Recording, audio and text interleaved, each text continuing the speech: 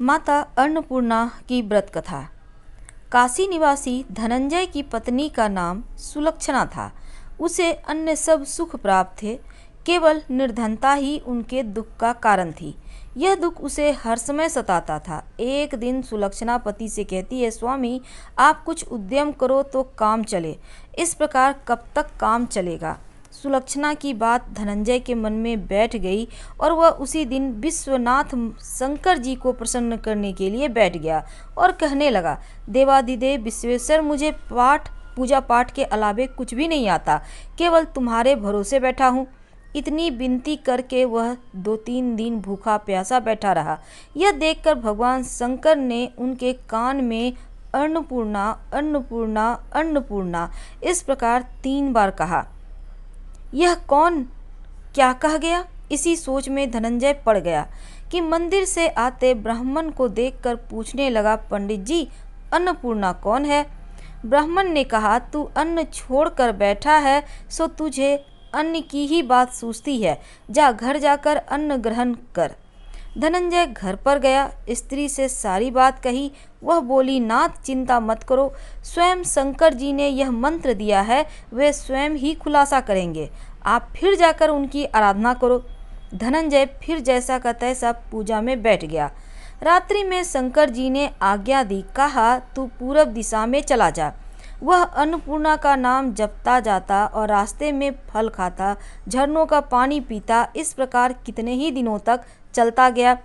वहां से उसे चांदी सी चमकती वन की शोभा देखने में आई। सुंदर सरोवर देखने में या उनके किनारे कितनी ही अप्सराएं झुंड बनाकर बैठी थी, एक कथा कहती थी और सब माँ अन्नपूर्णा इस प्रकार बार बार कहती थी। यह अगहन मास की उजेली रात्रि थी और आज से ही व्रत का आरंभ था। जिस शब्द की खोज करने वह निकला था वह उसे वहां सुनने को मिला। धनंजय ने उनके पास जाकर पूछा, हे देवियों, आप यह क्या करती हो? उन सब ने कहा, हम सब माँ अन्नपूर्णा का व्रत करती हैं। व्रत करने से पूजा का क्या होता है? यह किसी ने किया भी है? इसे कब किया जाए? कैसे व्रत है और इसमें विधि क्या है? मुझसे भी कहो। वे कहने लगी, इस व्रत को सब कोई कर सकते हैं। 21 दिन तक के लिए 21 गांठ का सूत लेना चाहिए। 21 दिन यदि ना बने तो 1 दिन उपवास करें। यह भी ना बने तो केवल कथा सुनकर प्रसाद लें। निराहार रहकर कथा कहें। कथा सुनने वाला कोई ना मिले तो पीपल के पत्तों को रखकर सुपारी या घृत कुमारी वृक्ष को सामने रखकर दीपक को साक्षी कर सूर्य, गाय, तुलसी या महादेव को बिना कथा सुनाए मुख में दाना न डालें। यदि भूल से कुछ पड़ जाए तो 1 दिवस फिर उपवास करें। व्रत के दिन क्रोध ना करें, झूठ ना बोले। धनंजय बोला, इस व्रत के करने से क्या होता है?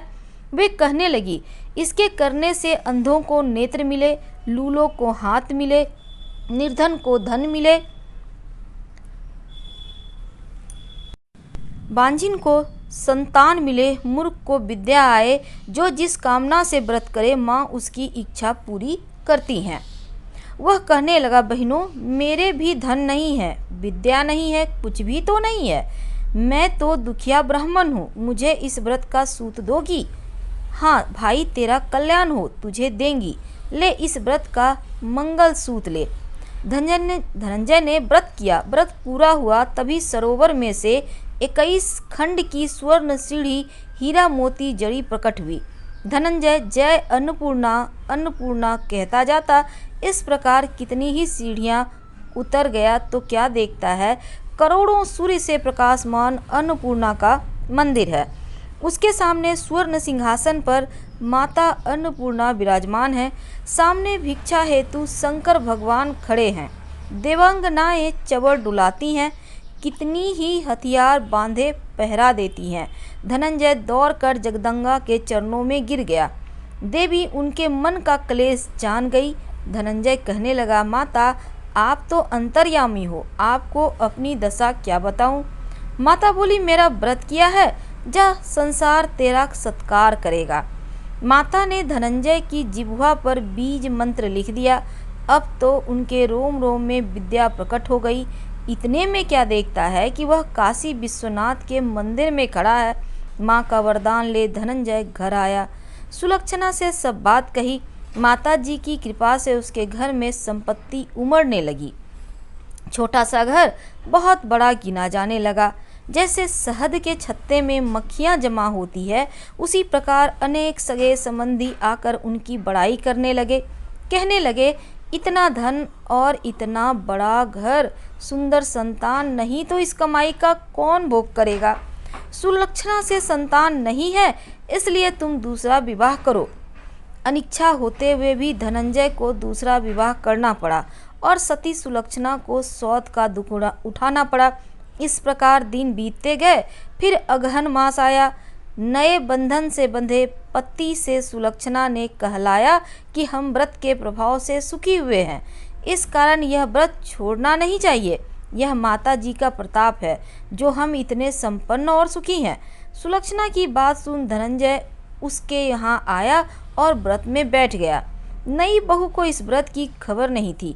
वह धनंजय के आने की राह देख रही थी। दिन बीतते गए और अन्नपूर्णा व्रत होने में 3 दिवस बाकी था कि नई बहू को खबर पड़ी।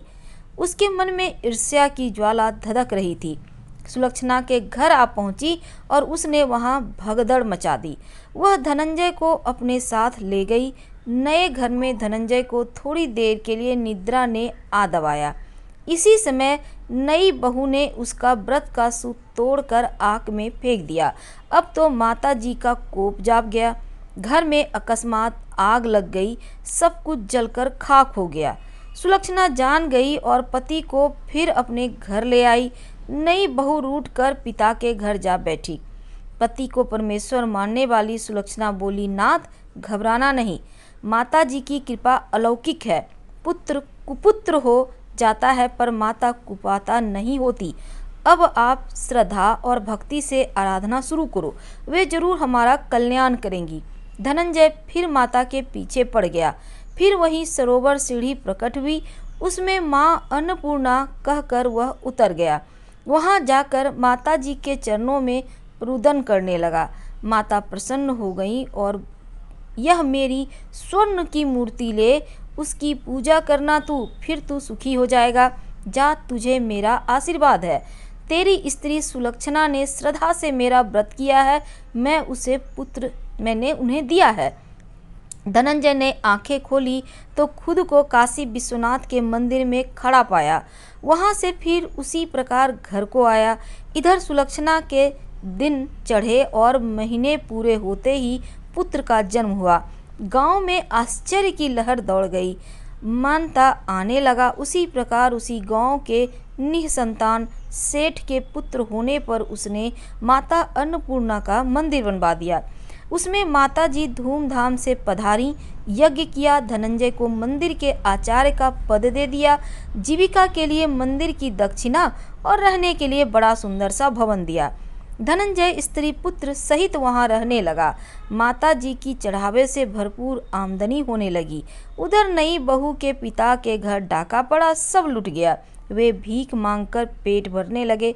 सुलक्षणा ने यह सुना तो उन्हें बुला भेजा, अलग घर में रख दिया और उनके अन्न वस्त्र का प्रबंध भी कर दिया। धनंजय, सुलक्षणा और उसका पुत्र माता जी की कृपा से आनंद से रहने लगे। माता जी ने जैसे इनके भंडार भरे वैसे ही सबका भंडार भरे। अन्नपूर्णा माता की जय।